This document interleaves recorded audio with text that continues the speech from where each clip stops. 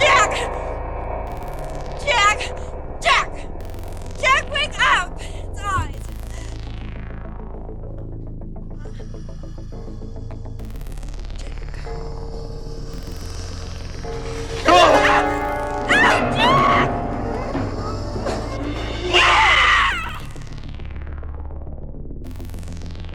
A pioneer in the sci-fi horror genre, the Body Snatchers franchise was one of the first to showcase what the terror of an alien invasion might look like. With an all-star cast including Donald Sutherland, Brooke Adams, Veronica Cartwright, Jeff Goldblum and Leonard Nimoy, Philip Kaufman's 1978 adaptation captured the essence of Jack Finney's novel, The Body Snatchers. The story follows a San Francisco health inspector and his colleagues who, over the course of a few days, discover that humans are being replaced by alien duplicates, perfect copies that were devoid of any human emotion. Through the stunning and bleak cinematography, slight changes to the pod people's behavior, and a much darker ending, this adaptation stands out as one of the best the series has to offer. I think this is our problem. I think it is affecting people. I can't understand why you become so emotional about a little flower. The pod people are essentially a nomadic species of aliens that came from a dying planet and traveled vast distances to exploit the resources of other galaxies. Help! Help! They're coming! They're coming! Must have done something. Oh my God. While their physiology is plant-like, they behave like certain species of insects that use mimicry to survive, like the rove beetle, which resembles ants. By using a combination of pheromones and mimicking the movement of ants, rove beetles convince entire ant and termite colonies that they're one of them, and just like the pod people, the rove beetle then proceeds to destroy the ecosystem of the species it's infiltrated. Using similar mimicry skills, the pod people fly under the radar as they slowly replicate and assimilate the dominant species, before consuming the planet's resources. Once that's achieved, they set themselves loose in space to search for a new world to exploit. Nothing changes. You can have the same life, the same clothes, the same car. But what happens to us? You'll be born again into an untroubled world. While it's unclear how they journey across the cosmos, it's believed that they use a similar technique as seeded dandelions, master engineers known for aggressively sucking out the nutrients from the soil before using aerodynamics to conquer vast territories. The Body Snatchers are assumed to use a comparable method, using their infinitesimal weight and solar winds to propel their kind across the galaxy. And while the lore of the Body Snatchers remains pretty much the same in every iteration, the key differences lie primarily in the behavior of the pod people and the resolution to the story. That's not my wife. She's,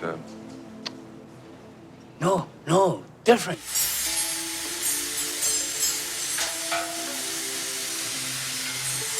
No. She all right. She better now. Much better now. In every adaptation, the pod people arrive on Earth in a spore-like state, and in the 1978 movie, we see a few of these green gelatinous spores using their vein-like roots to sap the nutrients out of plants. After feeding, the core entity of the pod within the spore blossoms into a beautiful pink flower that lures unsuspecting victims.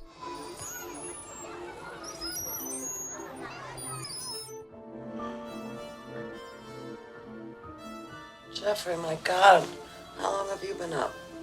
Not long. Jeffrey? Because the pod people have no real offensive capabilities to subdue their prey, they perform their duplications at night when their victims are asleep. Using the knowledge gained from the memories of people they've assimilated, they're able to accelerate their efforts by using sedatives and anesthetics to put victims to sleep throughout the entire process. Luckily, a few rebellious people were able to wake up and escape thanks to central nervous system stimulants they'd taken beforehand. Don't be trapped by old concepts. You're evolving into a new life form. Come and watch.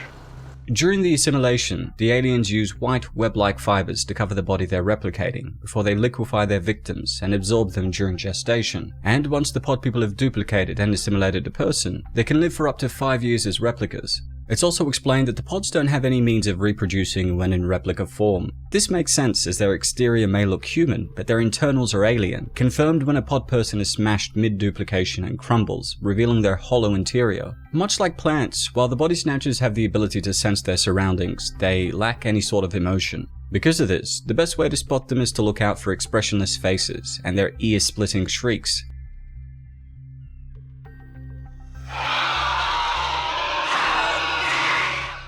In addition to using their large numbers to hunt for the unassimilated, the body snatchers can utilize their shrieks to tap into telephone lines and track their victims. While this is never explained further, my theory is that they emit a similar sonic frequency to the sound signals found in phone lines, which is how they're actually able to communicate with their kind across vast distances. Using this, our technologies, and various industries, the body snatchers are able to move their seeds across state lines. The ending of the 1978 film then sees hundreds of pods being sorted into vessels to be shipped across the world, implying that the invasion was successful and that the human race was doomed.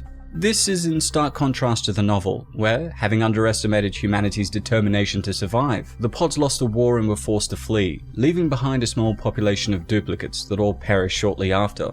It's got an adult face. It's a monster. It's got hair all over it. It's vague. Nose, lips, ear. Hands, everything, but it's got no detail, no character. It's unformed. The body snatchers are one of the most enigmatic, terrifying alien invaders featured on screen. I'm thinking of covering the 1956 film and some of the other adaptations we've had down the line, so if this is something you'd like to see, please let me know in the comments below. Well, that's all for today, folks. If you enjoyed the video, don't forget to hit like and subscribe to stay up to date on all my content, and yeah, if you have any other suggestions, feel free to leave them in the comments below. As always, it's been a pleasure. Niyat here with Film and Comics Explained. Thanks for stopping by. Officer, I would like to report 4 bodies in my backyard. You all right? Wait right there, Mr. Bennell. How do you know my name? Hang up, Matthew. I didn't tell you my name. Hang up. You're all a part of it.